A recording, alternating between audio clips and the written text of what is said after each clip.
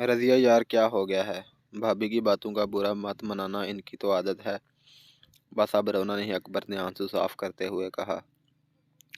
कमरे में आते ही रज़िया के रुके हुए आंसू बहाल हो गए थे और अकबर मसलसल चुप करवा रहा था, मगर वो मान नहीं रही थी। मेरी वजह से आपने भाभी के साथ बदतमीज़ी की, आपको ऐसे नहीं करना चाहिए था। जो भी है वो बड़ी हैं हमारी, हमें बता कर जाना चाहिए था। इनको रज़िया ने सूसू करते हुए कहा। अच्छा ठीक है, जैसे तुम्हारी मर्ज़ी। अब रोना बंद करो और सो जाओ, मुझे सुबह जॉब पर भी जाना है। अकबर ने हंसी दबाकर मुस्कुरा कर कहा। फिर कुछ देर तक रोने के बाद खुद ही हम खामोशी से लेट गई। सुबह सवेरे जल्दी से रज़िया ने अकबर के लिए नाश्ता बना लिया। फिर नमाज़ पढ़ कर कुछ देर सास के पास बैठ गई। अकबर नमाज़ पढ़ कर आया तो इसे नाश्ता ला कर दिया। फिर अकबर कुछ देर बैठा और तैयारी करके अपनी जॉब पर चला गया। पीछे रज़िया ने बर्तन धोए और अपने और सास के लिए नाश्ता बनाया, क्योंकि अकबर ने मना किया था भाभी और बाकी सब के लिए नाश्ता बनाने से। अभी नाश्ता बनाकर बाहर निकली ही थी कि भाभी आ गई। एक तंजिया नज़र डालकर नाश्ता बनाने लग गई। रज़िया ने सास को नाश्ता करवाया और फिर भाभी के पास आ गई। भाभी, रज़िया ने हिम्मत करके बोला। एक नज़र रज़िया को देखकर जेठानी फिर से अपने काम में मशगूल हो गई। अकबर की तरफ से मैं माफ़ी मांगती हूँ, इन्होंने गुस्से में बोल दिया आपको, रज़िया ने शर्मिंदा होते हुए कहा। सुनो लड़की, ये मेरा घर है समझी। अगर यहाँ पर रहना है तो मेरे असूलों के मुताबिक रहना होगा, भाभी ने सख्त लहजे से कहा। और बहुत हो गया नई नवेली दुल्हन का ड्रामा। अब बीबी अपना घर के काम संभालो, कुछ जिम्मेदारी लो कि ऐसे ही रहना है, जेठानी ने तंज करते हुए कहा। जी भाभी, रज़िया ने कहा। और हाँ, आज से मैं काम बांट कर दूंगी, अपने काम किया करो। मेरी बेटियां तुम्हारे मियाँ के काम करने के लिए नहीं, भाभी ने घूर कर कहा। जेठानी ने नाश्ता उठाकर बाहर की जानब कदम बढ़ा दिए। चाची, अम्मी ने कहा कि आप जानवरों वाली साइड पर चली जाएं और झाड़ू दे दें और गोबर भी उठा दें, शाहदा ने आकर रज़िया से कहा। यह सुनकर रज़िया हक्का बक्का रह गई। महकमे बेशक इन्होंने मेहनत की थी, मगर जानवरों वाला काम कभी घर की औरतों ने नहीं किया था। परेशानी से रज़िया उठकर चल दी। पीछे से तमाशा देखने के लिए सब माँ बेटी भी वहाँ एक साइड पर हो गई। गोबर की बदबू से ही रज़िया का दिमाग घूम गया। दिल अलग खराब हो रहा था। गोबर उठाने के लिए कोई स्पेड ढूंढने लग गई। आखिर फिर शाहदा को आवाज़ दी। शाहदा, गोबर उठाने के लिए कोई चीज़ नहीं है क्या? रज़िया ने परेशान होकर पूछा। नहीं चाची, नौकर तो हाथ से उठाता है, शाहदा ने मज़े से कहा। क्या मतलब नौकर? तो आज कहाँ है वो? रज़िया ने पूछा। इसकी अम्मी ने छुट्टी करा दी, काम ठीक से नहीं करता था, शाहदा ने बताया। अब तो सही मानी में रज़िया के तोते उड़ गए। मरती क्या ना करती, हाथ से गोबर उठाया। 2 घंटे के बाद रज़िया ने बहुत मुश्किल से काम किया और फिर मल मल कर साबुन से हाथ धोए और कमरे में जाते ही तबीयत खराब हो गई। अब कई रुक ही नहीं रही थी, ऊपर से हाथ में से बदबू ही ख़त्म नहीं हो रही थी। रह रह कर रज़िया को रोना आ रहा था, जबकि रज़िया की इस हालत पर जेठानी और इसकी बेटियां हंस हंस कर लूट फूट हो रही थीं। बहुत नाज था ना इसको अपनी शक्ल पर। मैं भी देखती हूँ कैसे अपने हुस्न से सबको मुतासर करती है, जेठानी ने नफ़रत से कहा। रज़िया पुत्र, क्या हो रहा है, क्यों रो रही हो? सास ने रज़िया के पास आकर पूछा। अम्मा कुछ नहीं, रज़िया ने मुस्कुरा कर कहा। फिर लेटी हुई क्यों हो ऐसे, और वॉमिटिंग क्यों हो रही है? सास ने माथे पर हाथ रख कर पूछा। अम्मा आप परेशान ना हों, बस थोड़ा दिल खराब हो रहा है, रज़िया ने सास का हाथ पकड़ कर कहा। अच्छा तो आराम कर, फिर सास ने कहा, और फिर सर पर हाथ फेर कर कमरे का दरवाज़ा बंद करके चली गईं। अकबर जब आया तो देखा रज़िया लेटी हुई थी। जब हाथ से पकड़ कर हिलाया तो झटका लगा, क्योंकि रज़िया तो बाहर में तप रही थी। अकबर ने जल्दी से माँ को आवाज़ दी और फिर दोनों क्लिनिक चले गए। दवाई ली, फिर रात तक बुखार थोड़ा कम हुआ। रात का खाना खाने लगे तो रज़िया ने जैसे ही नवाला मुंह के पास किया, फिर से बदबू की वजह से दिल खराब होने लग गया।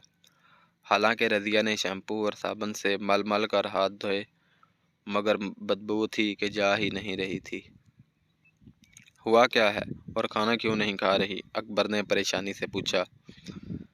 मेरा दिल खराब हो रहा है, जैसे ही नवाला मुंह के पास लेकर जाती हूँ, बदबू की वजह से अब काई आना शुरू हो जाती है, رضیہ نے رونی صورت بنا کر اپنا مسئلہ بتایا۔ کس چیز کی بدبو؟ دکھاؤ تو مجھے، اکبر نے کہا۔ رضیہ نے برا سا منہ بنا کر اپنے ہاتھ اکبر کے سامنے کیے۔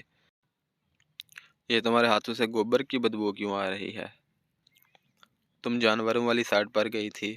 اکبر نے حیران ہو کر پوچھا۔ ہاں، بھابھی نے کہا تھا کہ آج نوکر نے پکی چھٹی کر لی ہے تو اس لیے میں جا کر جانوروں کا گوبر اٹھاؤں۔ رضیہ نے تفصیل سے ساری بات بتائی۔ یہ سن کر اکبر کو جھٹکا لگا۔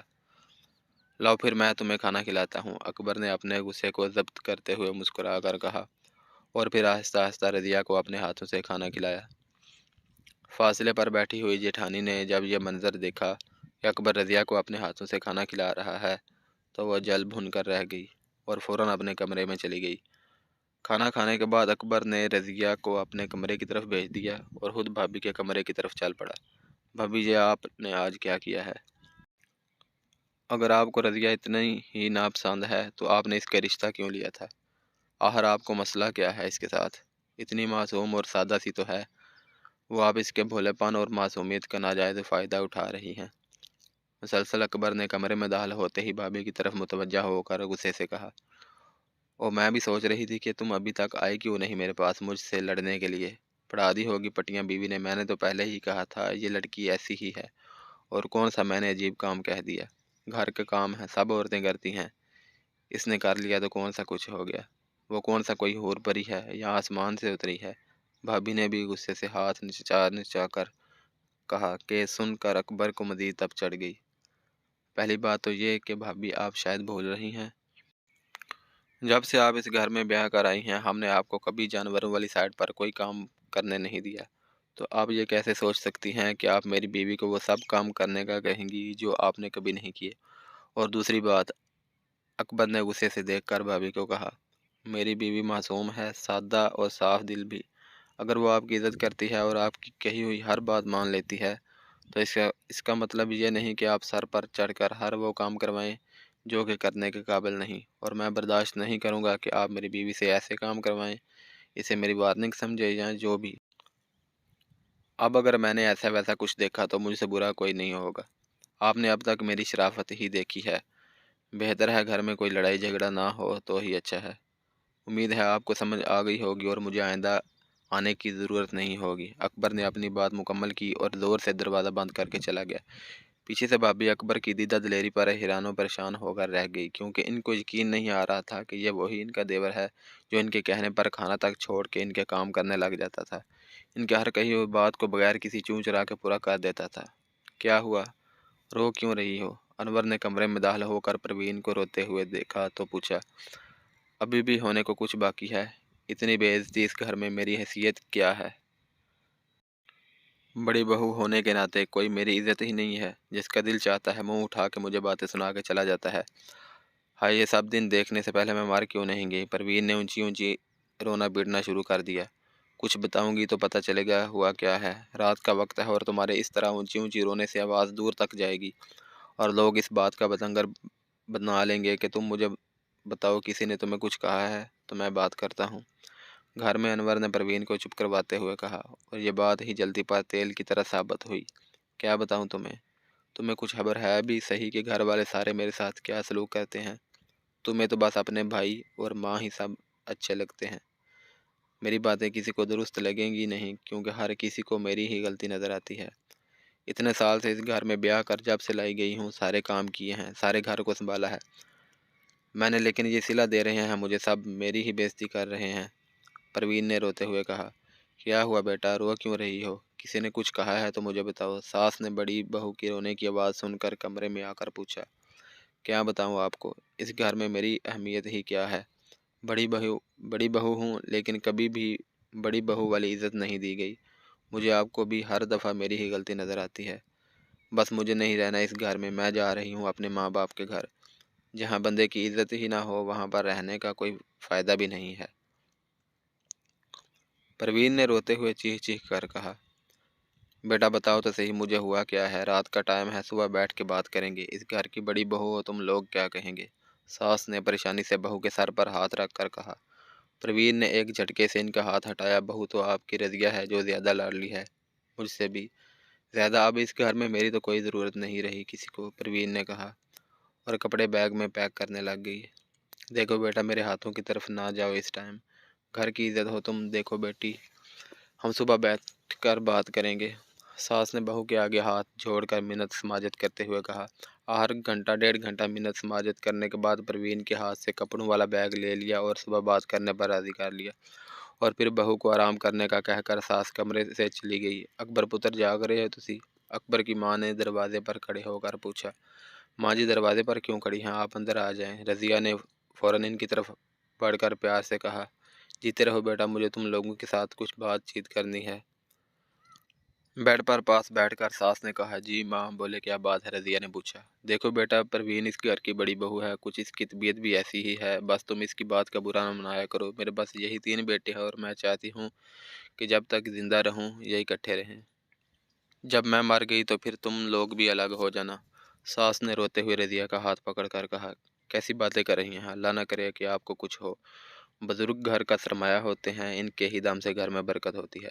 अल्लाह आपका साया हमेशा हम पर सलामत रखे। रज़िया ने सास के हाथ चूम कर कहा। बस फिर तुम अकबर को समझाओ, भाभी के साथ बहस न किया करे, सास ने कहा।